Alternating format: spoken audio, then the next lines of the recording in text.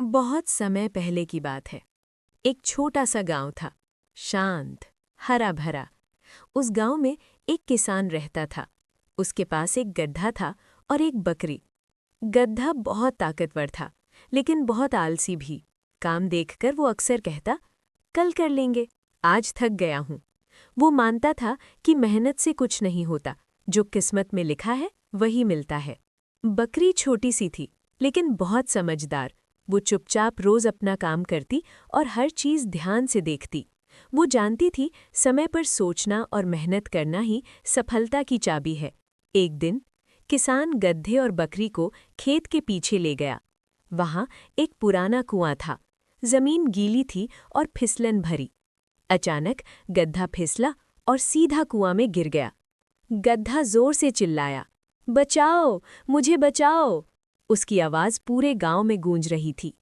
किसान दौड़कर आया। उसने कुआं में झांका। कुआं गहरा था और गधा बहुत नीचे। किसान ने लंबी सांस ली और सोचा, गधा बुढ़ा हो चुका है, इस कुएं का भी कोई काम नहीं। थोड़ी देर बाद किसान ने एक कठोर फैसला लिया। उसने फावड़ा उठाया और कुआं मिट्टी से भरना शुरू कर दिया। जब पहली फावड़ी मिट्टी गिरी, गधा कांप गया।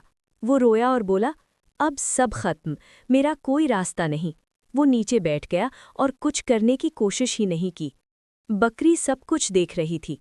उसने जोर से कहा, गधे, हर बार जब मिट्टी गिरे उसे अपने ऊपर से झाड़ देना और उस पर खड़ा हो जाना। गधे ने सुना और सोचा, एक बार कोशिश कर लेता हूं।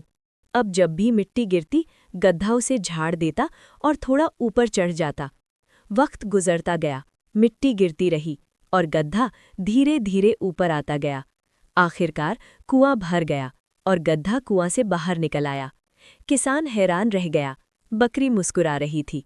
गधे ने समझ लिया, मेरी सबसे बड़ी दुश्मन मेरी आलस थी। उस दिन के बाद गधा बदल गया। वो मेहनती बन गया और बकरी की बात मानने लगा।